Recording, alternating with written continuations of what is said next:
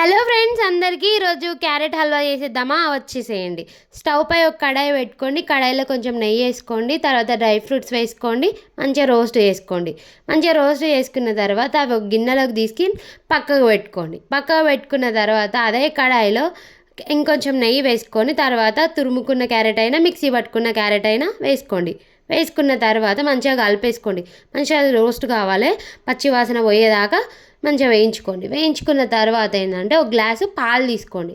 Glass పాలు తీసుకొని కొన్ని నీళ్ళు కూడా యాడ్ చేసుకోండి. తర్వాత అది మంచిగా కలిపేసుకోండి. కలిపేసుకున్న తర్వాత ఏంటంటే ఇలాచీ పౌడర్ కూడా తీసుకోండి. ఇలాచీ పౌడర్ కూడా అందులో యాడ్ చేసేయండి. యాడ్ చేసిన తర్వాత మంచిగా కలిపేసుకోండి. ఒకసారి కలిపేసుకున్న తర్వాత షుగర్ తీసుకోండి. మీ టేస్ట్కి తగ్గట్టు షుగర్ తీసుకొని ఆ షుగర్ కూడా అందులో వేసుకొని మంచిగా కలిపేసుకోండి. కలిపేసుకున్న తర్వాత ఏంటంటే మూత పెట్టేయండి. మూత పెడితే కాసేపు అది మగ్గుతుంది, దగ్గర పడుతూ ఉంటుంది. దగ్గర పడినప్పుడు మనం ఏంటంటే మిల్క్ మేడ్ దొరుకుతుంది, మీ అందరికీ తెలుసు. అది కూడా పెట్టుకొని పక్కకు కొంచెం దగ్గర పడినప్పుడు ఆ మిల్క్ మేడ్ అనేది అందులో వేసేసుకోండి. వేసుకున్న తర్వాత ఒకసారి కలిపేసుకుంటే ఇంకా కొంచెం చిక్కగా అవుతా వస్తుంది.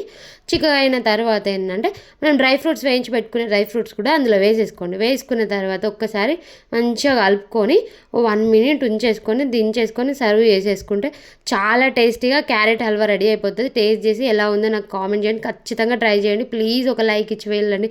Thank you guys.